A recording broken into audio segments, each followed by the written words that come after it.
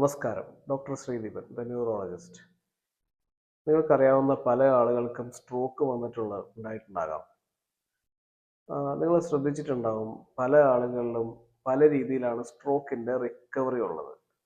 അതായത് ചില ആളുകളിൽ കുറച്ചേ ഇമ്പ്രൂവ്മെൻറ്റ് വന്നിട്ടുള്ളൂ, ചില ആളുകളിൽ ഭയങ്കരമായ ഇമ്പ്രൂവ്മെൻറ്റ് വന്നിട്ടുണ്ട്, ചില ആളുകളിൽ ഒട്ടും ഇമ്പ്രൂവ്മെൻറ്റ് വന്നിട്ടില്ല, അവർ കിടപ്പായിട്ടുണ്ടാകാം. എന്തുകൊണ്ടാണ് ഇങ്ങനെയൊരു ഒരു വ്യത്യാസം വന്നിരിക്കുന്നത്? എന്തുകൊണ്ടാണ് സ്ട്രോക്ക് ഉണ്ടാകുന്നത്? പക്ഷെ പല ആളുകളിലും പല രീതിയിലാണ് അതിൻ്റെ ഇമ്പ്രൂവ്മെൻറ്റ് വരുന്നത്. ഇപ്പോൾ ഫോർ എക്സാമ്പിൾ, ഇപ്പോൾ ഹാർട്ട് അറ്റാക്ക് വന്നിട്ടുണ്ടെങ്കിൽ ഹാർട്ട് അറ്റാക്ക് മാറുന്നു, അതെല്ലാം ഏകദേശം ഒരുപോലെ തന്നെ ആയിരിക്കാം, കാരണം ആ രോഗലക്ഷണം മാറുന്നു. എന്നാൽ ഇതുപോലെ അല്ല സ്ട്രോക്ക് പെരുമാറുന്നത്. എന്തുകൊണ്ടായിരിക്കും? പ്രധാനമായിട്ടും മൂന്ന് കാര്യങ്ങളാണുള്ളത്. ഒന്നാമത്തതാണ് വ്യക്തിപരമായ സവിശേഷതകൾ, രണ്ടാമത്തതാണ് സ്ട്രോക്കിൻ്റെ പ്രത്യേകതകൾ, മൂന്നാമത്തത് ചികിത്സാ രീതിയുടെ പ്രത്യേകതകൾ. ഇനി ഈ വ്യക്തിപരമായ സവിശേഷതകൾ എന്നത് ഉദ്ദേശിക്കുന്നത്, അദ്ദേഹത്തിന് ഒരു പേഷ്യൻറ്റിൻ്റെ പ്രായം എടുത്താൽ, പ്രായം കുറഞ്ഞ യങ്ങറായിട്ടുള്ള പേഷ്യൻസിന് സ്ട്രോക്ക് വന്നിട്ടുണ്ടെങ്കിൽ വളരെയധികം ഇമ്പ്രൂവ്മെൻറ്റും വളരെ പെട്ടെന്ന് ഇമ്പ്രൂവ്മെൻറ്റും ഉള്ളതായിട്ട് ആണ് പഠനങ്ങൾ തെളിയിക്കുന്നത്. പിന്നെയുള്ളതാണ് അവരുടെ നേരത്തെ ഉള്ള അസുഖങ്ങൾ, അതായത് ഇപ്പോൾ പ്രഷർ, ഷുഗർ, കൊളസ്ട്രോൾ, ദുർമേധസ്, അതായത് ഒബേസിറ്റി, ഇങ്ങനെയുള്ള കാര്യങ്ങൾ ഉള്ള ആളുകളിൽ സ്ട്രോക്ക് വരുന്നത് അതിൻ്റെയും ആ റിക്കവറിനെ വളരെയധികം നെഗറ്റീവായിട്ട് ബാധിക്കുന്നതായിട്ട് പഠനങ്ങൾ കാണിക്കുന്നുണ്ട്. പിന്നെയുള്ളതാണ് അവരുടെ ഒരു മാനസിക സ്ഥിതി, അതായത് അവരുടെ ഒരു മെൻ്റൽ സ്റ്റേറ്റ്, അവരുടെ മോട്ടിവേഷൻ. അപ്പം അവർ ഇപ്പോൾ ഒരു രോഗികൾക്ക് ഭയങ്കര പോസിറ്റീവായിട്ടുള്ള ഒരു മൈൻഡ് സെറ്റും, പിന്നെ നല്ല ഒരു സ്ഥിരോത്സാഹവും, പിന്നെയുള്ളത് ഒരു ഡിറ്റർമിനേഷനും ദൃഢനിശ്ചയവും, അതായത് ഇമ്പ്രൂവ്മെൻ്റ് ഉണ്ടാവും എന്നുള്ള ആ ഒരു ദൃഢനിശ്ചയം ഉണ്ടെങ്കിൽ വളരെയധികം റിക്കവറി ഉള്ളതായിട്ട് കാണപ്പെടുന്നുണ്ട്.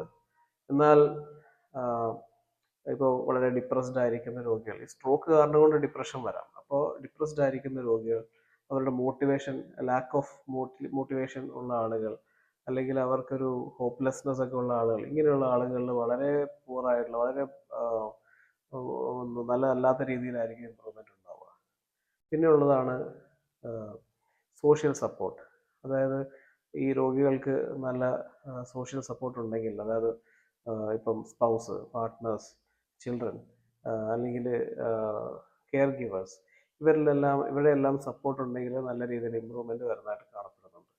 പിന്നെയുള്ളതാണ് സോഷ്യോ ഇക്കണോമിക് സ്റ്റാറ്റസ്, അതായത് ഇപ്പം ഉയർന്ന സോഷ്യോ ഇക്കണോമിക് സ്റ്റാറ്റസ് ഉള്ള ആളുകളിൽ ഇമ്പ്രൂവ്മെൻറ്റ് വരുന്നതായിട്ട് കാണപ്പെടുന്നുണ്ട്. കാരണം പല പല കാര്യങ്ങളാണ്. ഇപ്പോൾ ഉദാഹരണത്തിന് ഇൻഷുറൻസ് ഉണ്ട്, പിന്നെ ചികിത്സാ രീതികൾ അഫോർഡ് ചെയ്യാനുള്ള അവരുടെ കഴിവ്, ഇതെല്ലാം ഉണ്ടെങ്കിൽ കുറച്ചുകൂടി ഇമ്പ്രൂവ്മെൻറ്റ് വരാൻ സാധ്യതയുണ്ട്.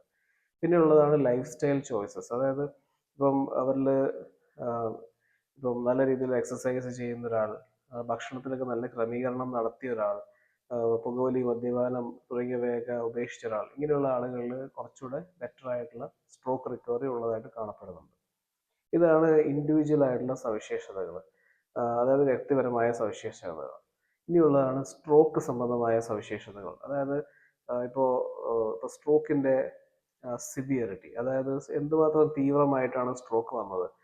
ഇപ്പോൾ ചെറിയ രീതിയിൽ സ്ട്രോക്ക്, മൈൽഡ് സ്ട്രോക്ക് ഒക്കെയാണ് വന്നിരിക്കുന്നതെങ്കിൽ വളരെയധികം ഇമ്പ്രൂവ്മെൻ്റ് ആണ്, പെട്ടെന്ന് തന്നെ ഇമ്പ്രൂവ്മെൻറ്റ് ആൻഡ് നല്ല രീതിയിൽ ഇമ്പ്രൂവ്മെൻ്റ് ഉണ്ടാകുന്നതായിട്ട് കാണപ്പെടുന്നു. പിന്നെയുള്ളതാണ് സ്ട്രോക്കിൻ്റെ ലൊക്കേഷൻ, അതായത് തലച്ചോറിൻ്റെ എവിടെയാണ് സ്ട്രോക്ക് ഉണ്ടായിരിക്കുന്നത് എന്നുള്ളത് സ്ട്രോക്കിൻ്റെ ഔട്ട്കമ്മിനെ, അതായത് അതിൻ്റെ എങ്ങനെ ഇമ്പ്രൂവ്മെൻ്റ് ഉണ്ടാകും എന്നുള്ളതിനെ അത് നല്ല രീതിയിൽ സ്വാധീനിക്കുന്ന ഒരു കാര്യമാണ്. ഉദാഹരണം, ഇപ്പോൾ തലച്ചോറിൻ്റെ ഇടതുവശത്താണ് കേട് വന്നിരിക്കുന്നതെങ്കിൽ വളരെയധികം പാടാണ് ഇമ്പ്രൂവ്മെൻ്റ് വരാൻ എന്നാണ് പറയപ്പെടുന്നത്. പ്രോഗ്നോസിസ് പൂറാണ്.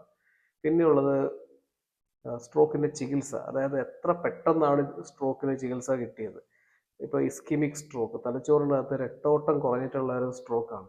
അപ്പോൾ ആ സ്ട്രോക്കിന് എത്ര മിനിറ്റുകൾ കൊണ്ട്, അല്ലെങ്കിൽ എത്ര നേരത്തെയാണ് അതിന് ചികിത്സ ലഭിച്ചത് എന്നുള്ളതിന് വളരെയധികം ഇമ്പോർട്ടൻ്റ് ആണ് ഈ സ്ട്രോക്ക് റിക്കവറിക്ക്. അതായത് 4.5 മണിക്കൂറിനുള്ളിൽ ചികിത്സ ലഭിച്ചിരിക്കുന്ന ഒരാൾക്ക് നല്ല രീതിയിൽ ഇമ്പ്രൂവ്മെൻ്റ് ആണ് 10 മണിക്കൂറിന് ശേഷം ചികിത്സ ലഭിച്ച ഒരാളെക്കാളും. പിന്നെയുള്ളതാണ് ഇനിയാണ് നമ്മുടെ ഈ ചികിത്സാ രീതി സംബന്ധമായിട്ടുള്ള ചില കാര്യങ്ങൾ, അതായത് റീഹാബിലിറ്റേഷൻ. അതായത് നമ്മൾ ഈ സ്ട്രോക്ക് ഉണ്ടായിട്ടുണ്ടെങ്കിൽ റീഹാബിലിറ്റേഷൻ വളരെ ഇമ്പോർട്ടൻ്റ് ആണ്. റീഹാബിലിറ്റേഷൻ എന്ന് പറഞ്ഞാൽ പുനരധിവാസം എന്ന് വേണമെങ്കിൽ പറയാം. അതായത് അവർ ആ ഒരു സ്ട്രോക്ക് കാരണം കൊണ്ട് അവർക്കൊരു ഡിസബിലിറ്റി ഉണ്ടായി. അതായത് അവർക്കൊരു ഒരു ആ, ഒരു ഒരു ഭിന്നശേഷി ഉണ്ടായി.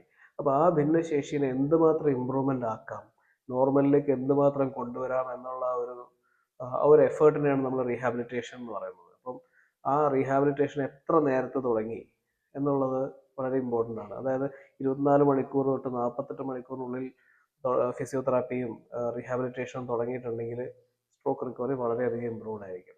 പിന്നെയുള്ളതാണ് കൺസിസ്റ്റൻസി ആൻഡ് അതിൻ്റെ ഒരു ഇൻറ്റൻസിറ്റി. അതായത് നല്ല ശക്തമായ രീതിയിൽ ഫിസിയോതെറാപ്പി നല്ല കൺസിസ്റ്റൻ്റ് ആയിട്ട്, അതായത് തുടർച്ചയായിട്ട് ഒരു ബ്രേക്കും വരുത്താതെ ചെയ്തിട്ടുണ്ടെങ്കിൽ വളരെയധികം സ്ട്രോക്ക് റിക്കവറി ഉണ്ടാകുന്നതാണ്. പിന്നെയുള്ളതാണ് നമ്മുടെ ക്വാളിറ്റി. അതായത് ഫിസിയോതെറാപ്പിയും റീഹാബിലിറ്റേഷൻ്റെയും ക്വാളിറ്റി വളരെയധികം ഇമ്പോർട്ടൻ്റ് ആണ്. അതായത് നല്ല ട്രെയിൻഡ് ആയിട്ടുള്ള ഡോക്ടർമാർ, നേഴ്സുമാർ, അതുപോലെ തന്നെ ഫിസിയോതെറാപ്പി ചെയ്യുന്ന ടെക്നീഷ്യൻസ്, അതായത് ഫിസിയോതെറാപ്പിസ്റ്റുകൾ, ഇവരുടെ എല്ലാം ആ ഒരു കൊളാബറേഷൻ കൊണ്ട് വളരെയധികം സ്ട്രോക്ക് റിക്കവറിന് സഹായിക്കുന്നതാണ്. പിന്നെയുള്ളതാണ് നമ്മുടെ ഇപ്പം പുതിയ ടെക്നിക്കുകൾ, അതായത് റോബോട്ടിക് ആയിട്ടുള്ള ചികിത്സാ രീതികൾ. അതായത് ഇങ്ങനെ ഇങ്ങനെ ചില മെഷീൻസ് നമ്മുടെ ശരീരത്തിൽ ഘടിപ്പിച്ചിട്ട് നമ്മൾ നടക്കാൻ സഹായിക്കുന്നു, കൈയും കാലും അനക്കാൻ സഹായിക്കുന്നു, ഇങ്ങനെയുള്ളത്. പിന്നെ വെർച്വൽ റിയാലിറ്റി ട്രെയിനിങ്, പിന്നെ ബ്രെയിൻ സ്റ്റിമുലേഷൻ, ഇവയെല്ലാം കുറച്ചുകൂടെ നല്ല ഔട്ട്കമ്മിലേക്ക് കൊണ്ടുവരാൻ സഹായകമാണ്. ചുരുക്കി പറഞ്ഞിട്ടുണ്ടെങ്കിൽ സ്ട്രോക്കിൻ്റെ ഇമ്പ്രൂവ്മെൻറ്റ്, റിക്കവറി പല ആളുകളിൽ പല രീതിയിലാണ് നടക്കുന്നത്. അതിന് കാരണം ഇത്രയും ഘടകങ്ങളാണ്. അപ്പോൾ അതുകൊണ്ട് തന്നെ ഈ കാര്യങ്ങളെല്ലാം നമ്മളൊന്ന് അറിഞ്ഞിട്ടുണ്ടെങ്കിൽ നമുക്കൊരു റിയലിസ്റ്റിക് ആയിട്ടുള്ള, അതായത് യാഥാർത്ഥ്യത്തോട് അടുത്ത് നിൽക്കുന്ന രീതിയിൽ ചില ഗോളുകൾ സെറ്റ് ചെയ്യാനും, പിന്നെ എന്തുമാത്രം ഇമ്പ്രൂവ്മെൻ്റ് ആകും എന്നതിനെ കുറിച്ചൊരു ഐഡിയ ഉണ്ടാക്കാനും, ലോങ് ടേമിൽ ക്വാളിറ്റി ഓഫ് ലൈഫ് ഇമ്പ്രൂവ്മെൻ്റ് വരുത്താനും, നല്ലൊരു പേഴ്സണലൈസ്ഡ് ഓരോ രോഗികൾക്കും അവർക്ക് അനുയോജ്യമായ രീതിയിലുള്ള ചികിത്സ ഡിസൈൻ ചെയ്യാനും ഒക്കെ സഹായകമാകും. അപ്പോൾ ഈ കാര്യങ്ങളൊക്കെ അറിഞ്ഞിരിക്കുക. നന്ദി. Thank you.